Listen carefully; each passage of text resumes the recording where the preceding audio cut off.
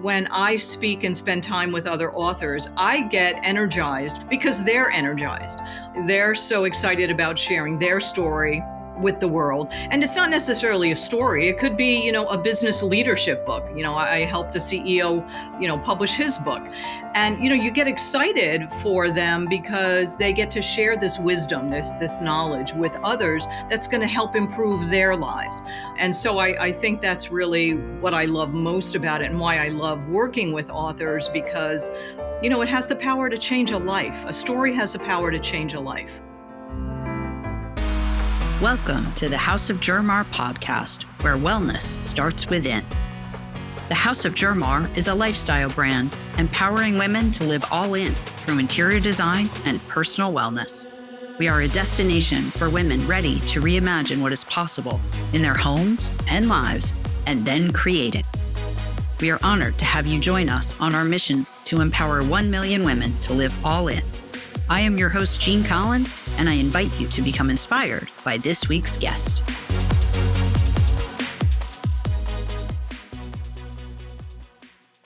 Welcome to the House of Jermar podcast, where wellness starts within.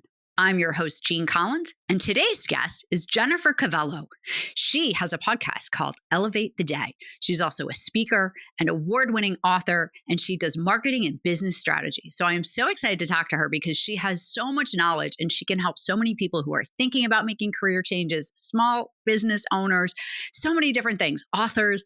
So we're going to talk about a lot of different things. And she also is a huge fan of wellness starting within. So we're going to talk on that too. So Jennifer, welcome to the House of Jermar podcast. Thank you so much, Jean. I appreciate it. I'm happy to be here with you today. Oh, I'm excited to have you here as well. So I always love to share with our guests how I know you, because I think it's important to understand how people get connected. And some of my guests are guests because their agent reaches out to me and, they've written a book or whatever, and they want to be on my show. And other people are people I've known for a long time. And then other people are new people that I've met. And you fall into the new people that I've met category. So I met you at a women's networking group, which is so exciting. So our friend Elizabeth Blanchard has the women's networking group here in Connecticut and in New Canaan, and I was honored to be a speaker at her fall kickoff. And I met you there. And I bring that up because I think there is so much power in women's networking groups. Mm-hmm. And I know sometimes people are nervous about joining a group like that because they feel they don't have anything to contribute, or they don't know where they're going in their lives, or they don't yet have a small business, or they're unemployed. I know people have been there, but unemployed. So we're going to talk about that, right?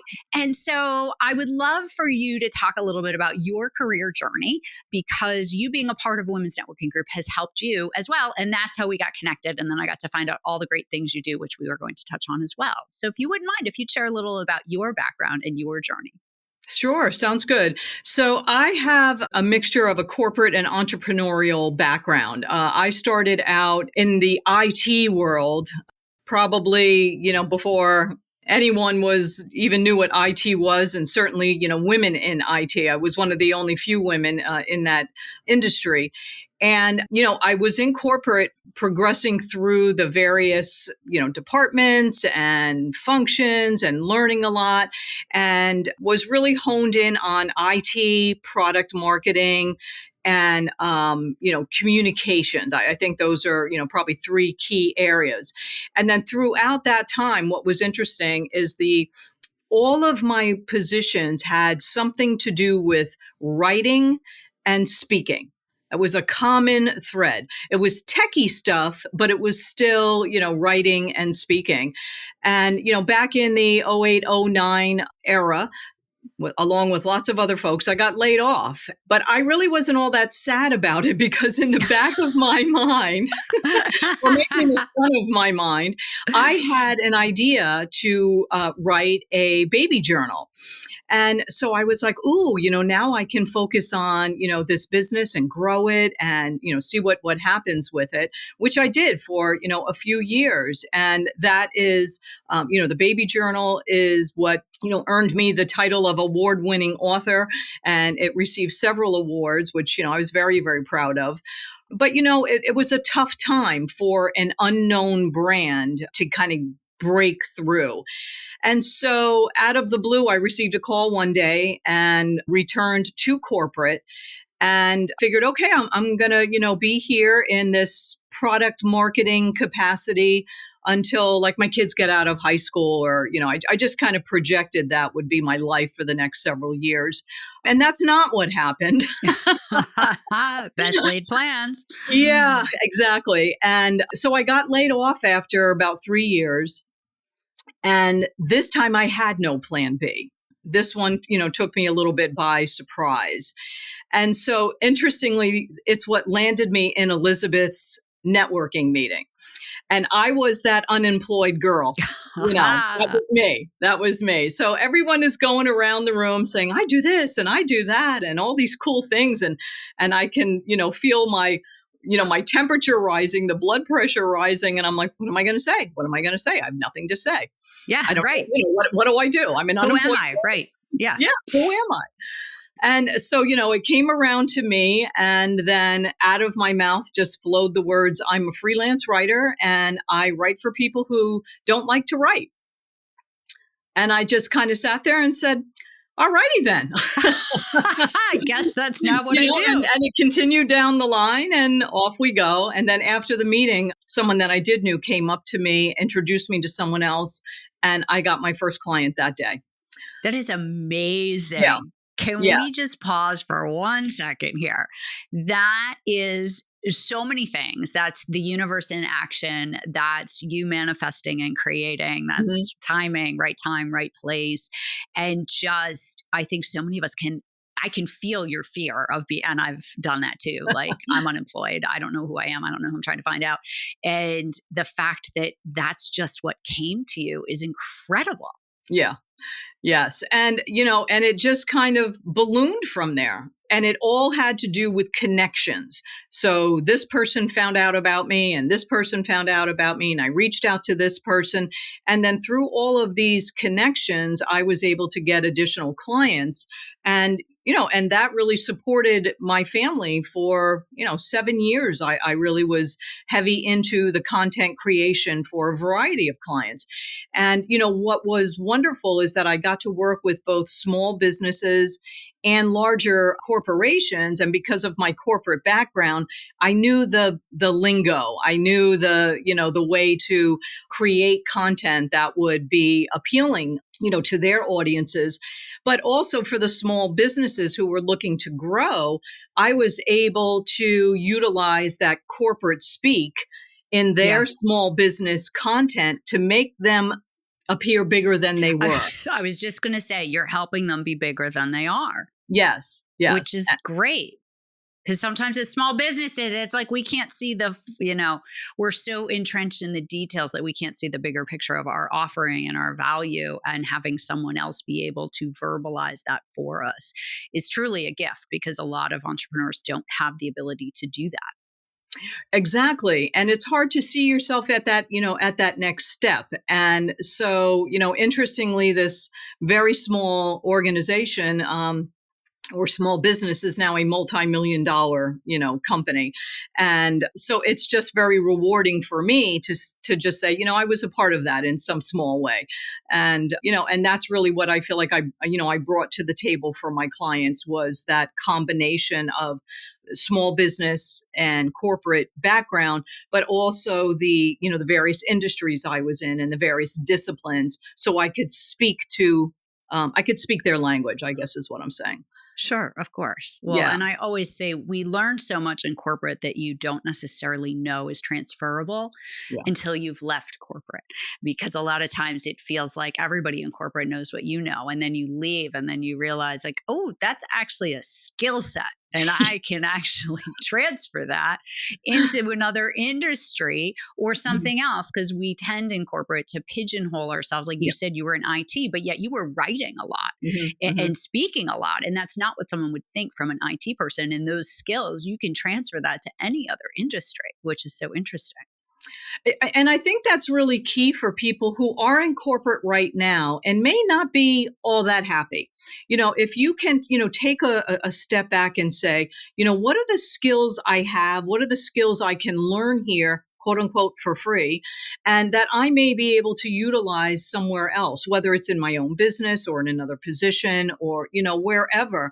I think if we can look at each, step in our journey as, what am I learning? What skill can I learn that's going to help me later? It's pretty amazing when you look at your toolbox after, the long period of time that, long period of Right. time that I Yep. was, in corporate and even, on my own, you start to develop this toolbox of skills and you're like, wow, there's value here. And I think, at this point in my life, it's really a question of how can I share this with other people who may not know it or haven't experienced it yet or want to get to, a higher place either in their career or their personal life. Which is so great. And I always say our life experience is worth so much more than we ever give credit for, much more than our education, the life experience. So you being able to share with people how to pull that out of their own journeys to find their greatness and their uniqueness and the tools that they have is also valuable and helpful too. Absolutely. And I think it helps them see themselves a little bit differently. And, they can start to visualize, I really can do this, or this really is possible. And, I really look at myself as an encourager and someone who, wants to help people, accomplish their dreams, whatever that might be. And so I'm always throwing out bits of wisdom here and there to anyone who'll listen. Well, and also you help people with marketing. I think those of us that come from a marketing background, marketing is very natural for us and instinctive. Mhm. But the reality is, especially for small business owners and entrepreneurs, marketing is a really big challenge. And part of that is that we don't like to talk about ourselves. Right. And we don't know how to communicate effectively about our strengths and our differences. So you being able to combine the marketing with the ability to speak, with the ability to write, with the ability to help people find what they're really good at is a really interesting combination of skills. Yeah, I find that, you say the M word in front of people, and, that marketing, like and they really do, like, the eyes glaze over, there's a look of panic that comes across their faces, and they don't know where to even start. And I think, they're sometimes they diminish the things that they are doing that are actually, very helpful. But because it doesn't get results, in 5 minutes, they think they're failing. When in actuality, marketing is like a staircase. You take one step at a time, and if you don't take the first step, you're never getting to number 10. And it's not necessarily the 10th step that gets you the recognition or gets you the prize. It's all the consistency and perseverance along the way that finally you, quote unquote, crack the nut, at the 200th social media post or Right. Which is so breaking true. point. I can say as an entrepreneur, it's like you spend so much time creating your reel and you're so excited about it. You post it and nothing, like no one even responds. And you're like, how can this be? Yeah. But marketing is a long game. And I had a guest early on in my podcast say, your life can change at any moment. It just takes years to build up to that moment. And that's exactly what marketing is. It's a build. Absolutely. Yeah. You have to be patient. You do have to be patient. I think you also have to, be, like mindful of like what's going on out there and the changes that are happening. I mean, technology has completely revamped marketing completely. Social media has turned it on its head. And, I can remember when Facebook started, for example, and you would get a trillion comments on a post and everyone loved it. And now, because, people are just scrolling, there are no more likes and comments unless something is really, like, wow, impactful. So, we look at, marketing through social media a little bit differently now than we, did before.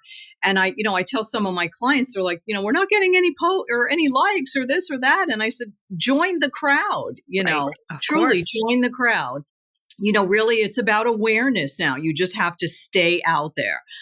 Because some of them are like, forget it, I don't want to do it anymore. And I'm like, no. You can't drop off the face of the earth because we're in a trend of scrolling right now. At some point, it'll turn into something else. Right. But, for now, you need to maintain your presence and awareness out there. You do.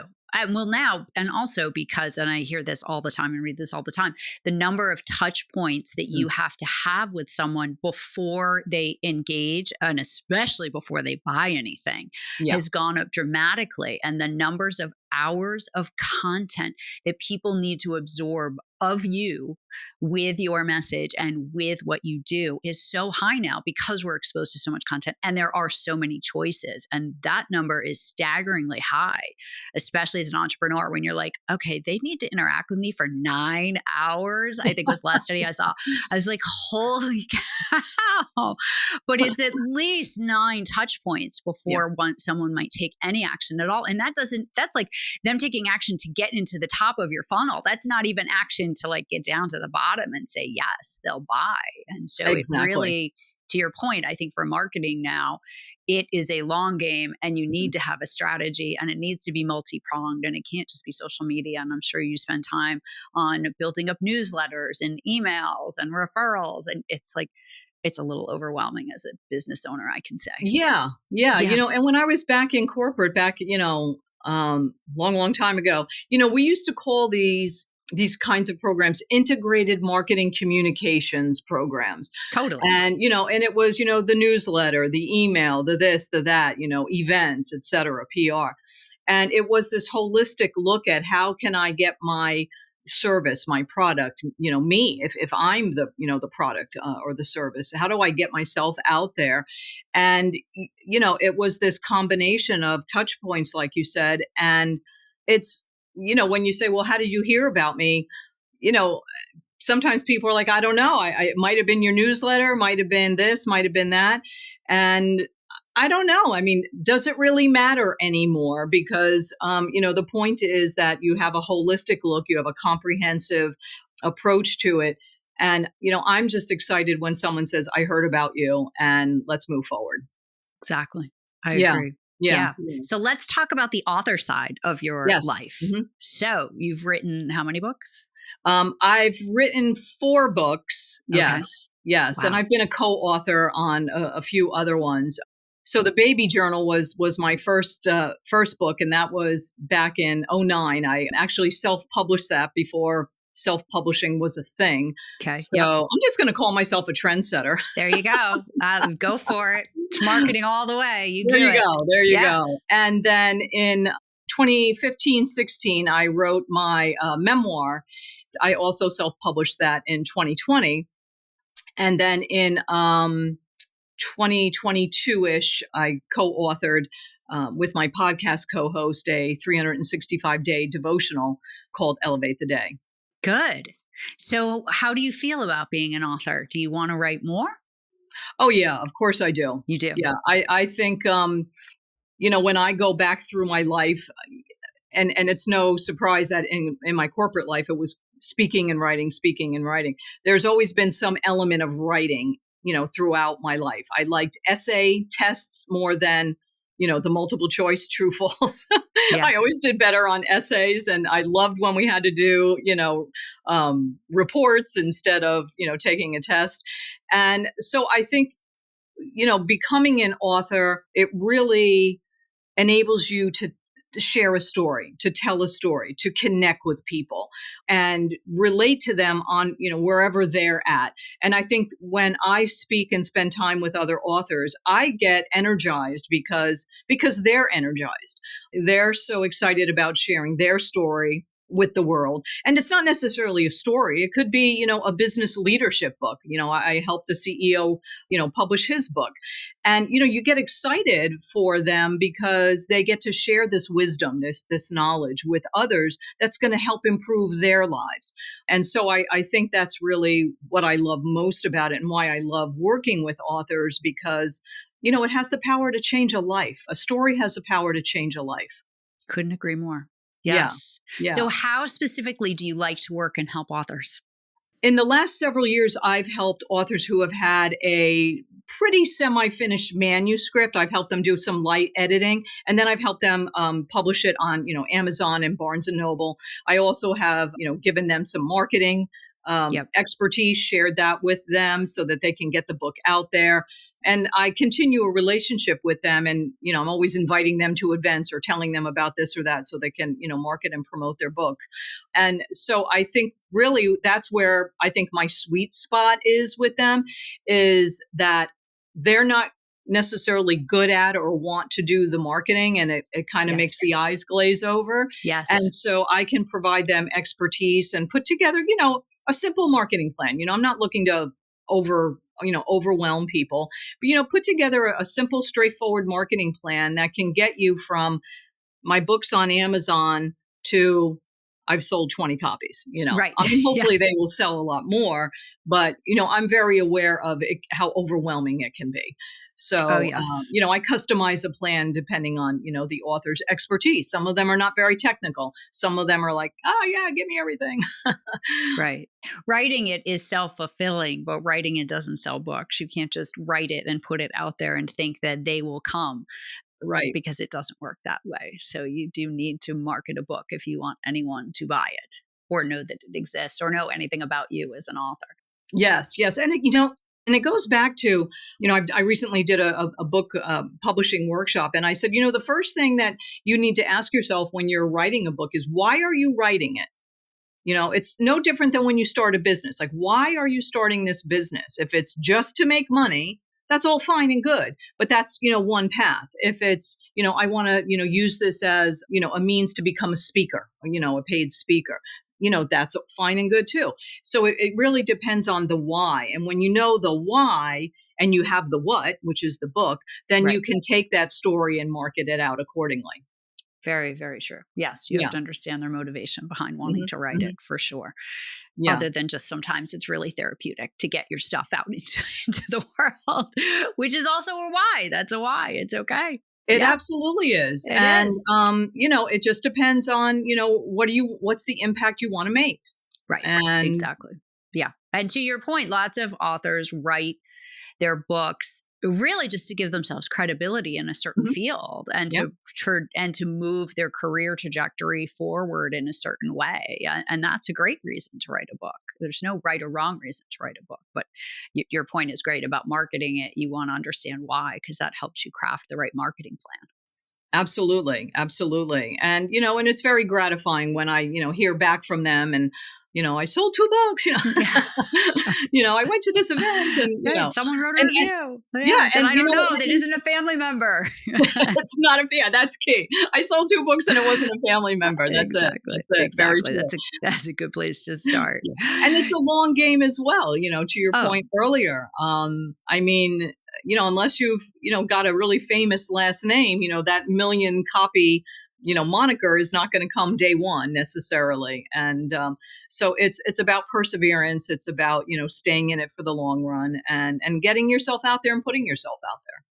Yeah, very true. All right, let's shift gears to your podcast, because not everybody has a podcast. Just because you're a writer or an author doesn't mean you have a podcast. So what made you decide to get into the podcasting world?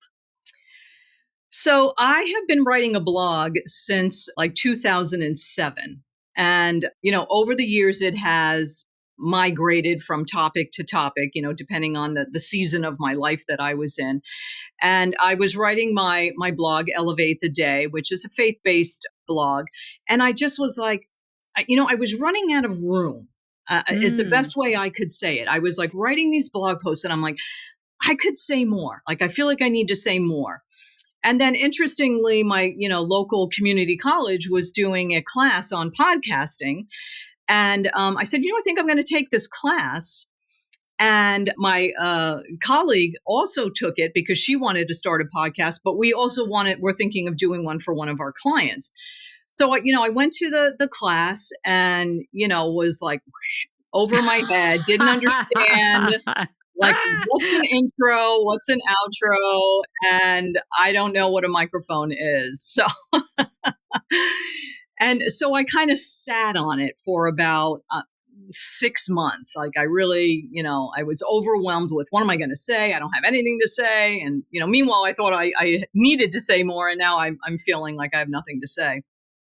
And then one day I just said, just do it. And so I did. I just did it. I'm like, it doesn't have to be, the most professional thing in the world. Just, put it together, get it out there and start. Sure. And that's what I did. I just, I started with, just myself, and for about 5-6 months, give or take.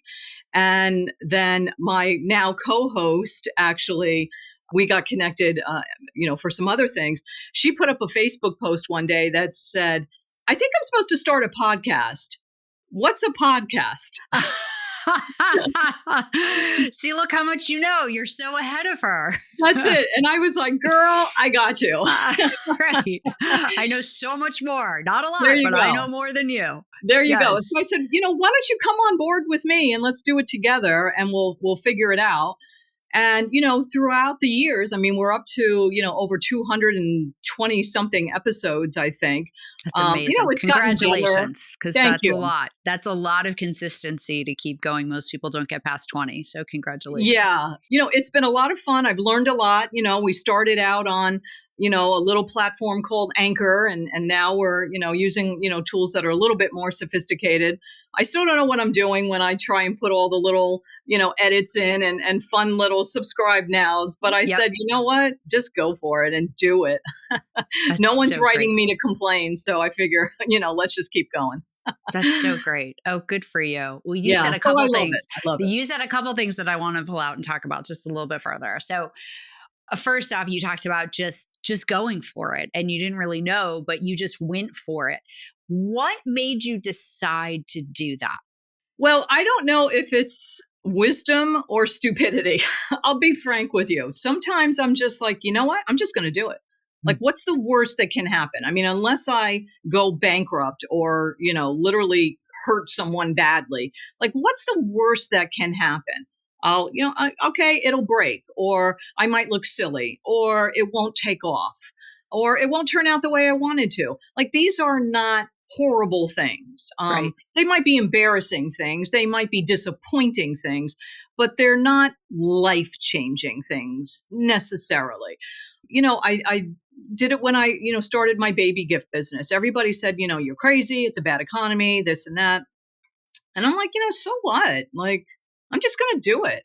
And, because of that, I met all of these wonderful people that I still know today that have been instrumental in other areas of my life. So sometimes you just have to do it. It doesn't have to be perfect. And I do like perfect. Not going to lie. I do like. I'm with you. Type A all the way. I like perfect. Yep. But sometimes I'm just like, just do it and take the risk.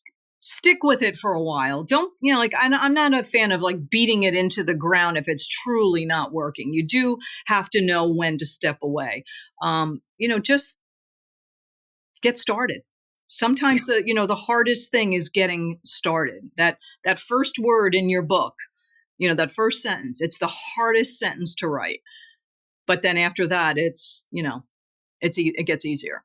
It's so true. It's so funny you talk about getting started. The first thing you're talking about, right? The first words in the book. When I recorded my audiobook, I recorded the first chapter at least 30 times and was so unhappy with it.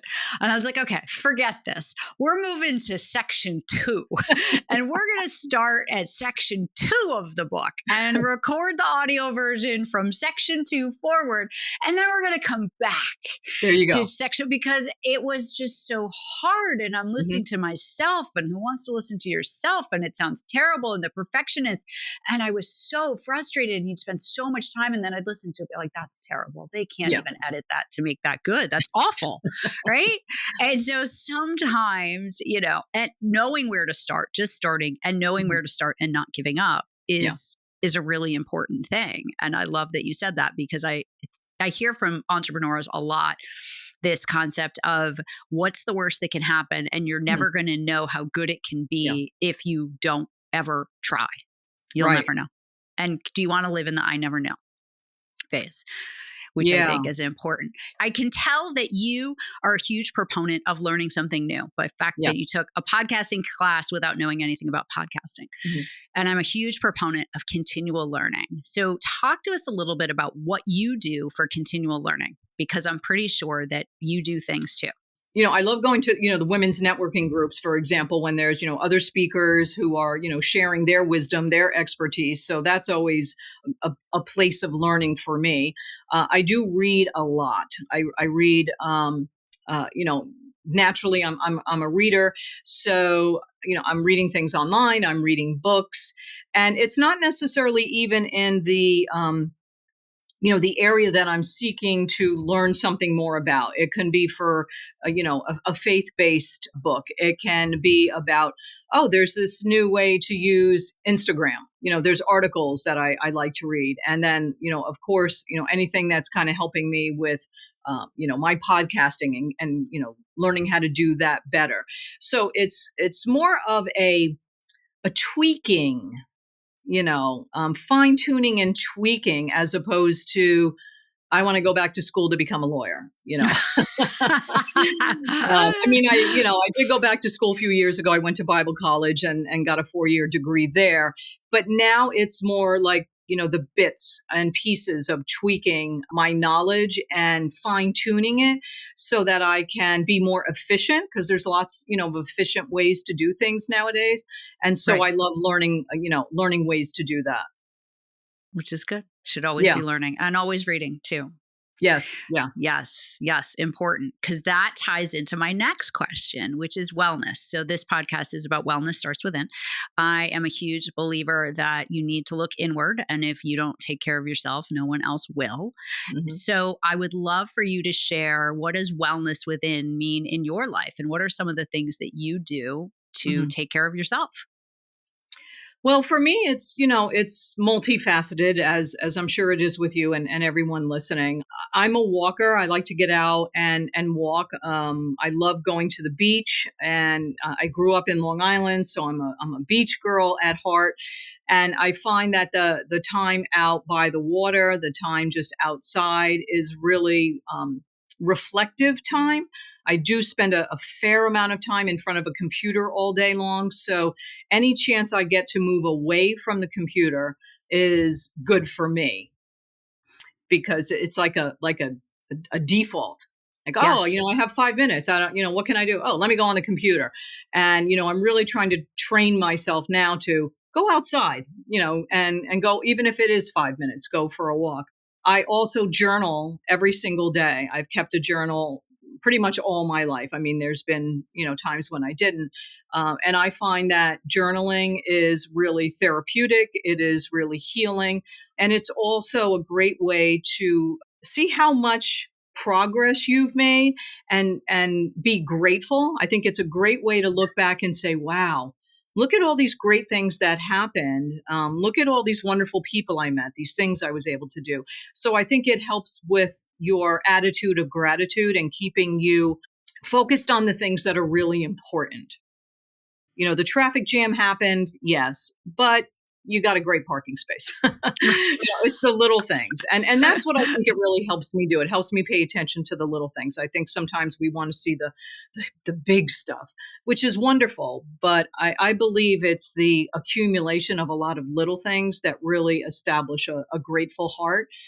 And, I also have a very strong church community that I belong to. And that's my rock. That really is my rock.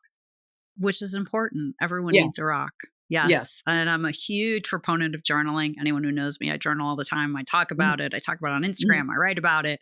And in the month of October, I'm doing 3 minutes of gratitude every morning, in addition to my regular journaling. And it's amazing how some mornings, like, the 3 minutes go by so fast. I'm like, 3 minutes is over already? I still have more to write. Yeah. And then sometimes I'm like, okay, it's a sunny day, give myself some, give it a moment, give it a minute to start to come out, But I find most days, once I get going and you really start to focus on the things that you're grateful for, it's amazing what you put down on a piece of paper, and it brings you back to such grounding and such centering that I think is a really important way to start the day. Yeah. It puts you in that positive place. And I think it really is just a great reminder, daily reminder that we do have a lot to be grateful for. And, even though you might wake up and the coffee didn't quite kick in, which I'm also very, very grateful for. The simple things in life, let's not forget them. That's it. It's just, sets your day up for success. It As does. opposed to, oh my gosh, I have to do this. Oh my gosh, whatever. You take those few moments and just recognize how, blessed we really all are. Then I think it sets up your day to be much more positive than the alternative. It does. It does. Well, one of the other things I journal about, which ties into what you talked about, is making connections. And so sometimes I'll journal about, gratitude for the new people that I've met, or the new Hmm. people that I've been introduced to, or the new people that have come into my path. And I think if you really think about it, it is, and really consciously think about the new people that you might know in a 3 or 6 month period that you didn't know 3 or 6 months before. It can be amazing how many people can come into our path if you are intentionally making an effort to connect with people outside of your immediate family and social circle. Hmm. It's a fun exercise to do, especially in the land of small business, where so much of what we do is so by ourselves, or, Yeah. with us in a small team. When you're not part of a big corporation anymore, it becomes very insular and you're very inward focused. And so I think the more we can encourage ourselves to do things outside and then recognize, like, oh, wow, I met 5 new people that are interesting and like what I like. And Yeah. that's really cool. That's the power of connection, which I think is also important to journal about and acknowledge, because then you'll Mhm. attract more of that into your life as well. Yeah, and I think we started out talking about this. It really is those connections that make our lives so meaningful. And like I've reconnected with people, back from high school, back from my corporate days, and I'm offering them something now, and they're offering me something now, and I would have never put the two together. Yeah. One simple social media post, and I get a call from a former colleague, and hey, do you have a few minutes to talk about, I want to write a book. Like, how cool is that? That's so How cool. cool Right. is that? Um, Yes. And it feels good to help others. I think when people reach out to me and ask for advice, like you too, mhm. it feels good to share our knowledge and to be able to help people that we know or know from the past or know a little bit. It feels good to be able to help other people with our life experience. Well, and I especially love talking with younger people, Yeah. because like you don't want them to make the same mistakes that you've made, but I enjoy their enthusiasm and I enjoy their creativity. And so I just really love being around younger people who want to make a difference. My both of my kids are young adults, and their friends are just really cool people to talk to. I love the different perspective. There's a huge generation gap, and I misuse all the slang. My kids are like, please stop saying that. Please Right. stop saying that. That's so Um, out. yeah, it's so not now anymore. Right. And I'm like, but I'm fulfilling my job as your mom to embarrass Right. you. So, Exactly. let's Yes. let it go. But they're Yes. just cool people to talk to. And, I think that's what I really enjoy, talking with other people and going to these networking groups and just meeting, cool and fun people that are passionate about what they're doing, and seeing how maybe you can help, even if it's, hey, I know a guy. Yeah. Hey, it's always helpful to know someone who knows someone who can help you, because you just never know. Yes. Absolutely. Yes. Yes. So before we go, I always ask all my guests if they could recommend a book that impacted them either personally or professionally. So what book would you like to recommend to the listeners? Well, this is a little bit of maybe of a different book. I don't know, but it was just kind of bubbling up in me before we started chatting. And it's the book Julie and Julia. Okay. So, and it's based on the movie of the same name. And it's about this woman who was a writer, and she started blogging about her journey through making her way through Julia Child's cookbook. And, all these wonderful things happened because of that. And so I just love the transformative story of her story. She was started this blog to, just basically make a difference and get out there. And it really ended up touching her life in so many other different ways. And, then of course it turned into a movie deal. And, now she's a, multi million living a very different life. Living a very different life. So I know it's maybe a little bit different than what you might be used to, but I think it really just goes back to, my own conviction that stories do have the power to transform. They have the power to connect and, not to be afraid to get your story out there and put it out there. And because you never know what will happen. And that is a great one because I have seen that movie. Now that you say it, I totally remember that movie. And the other thing that's so great about that story is just she started the blog without the intention of becoming famous. Right. And so when you do things that you're passionate about without really focusing on a desired end game, that's when things get really interesting. And when things get really cool is when you're not so focused on the end game, but you're just focused on the journey and what could happen in the journey. Yes, absolutely. And it was a noble undertaking, yes. kind of a thing. Oh yeah. No, and the movie's funny too. It really is. It's very funny. I'm ashamed to admit how many times I've seen it. Now that you mentioned that, I was like, oh, I got to go watch that one again. That's a really funny one. That is a great book. I will link that here. I will link everything to your podcast. Anything that I didn't ask you that I think you want to share with the audience that I haven't asked? Well, I would just say, I don't know if it's anything, all that different than what we've talked about, but I would just say if anyone who's listening who wants to write a book, just do it.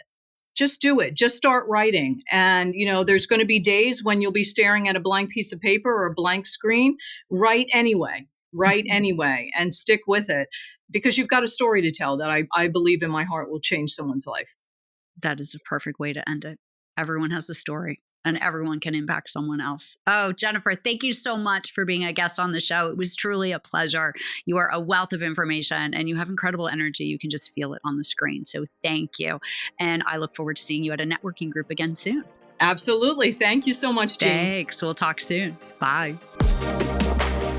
Thank you for joining us for another episode of the House of Germar podcast, where wellness starts within. We appreciate you being a part of our community and hope you felt inspired and motivated by our guest.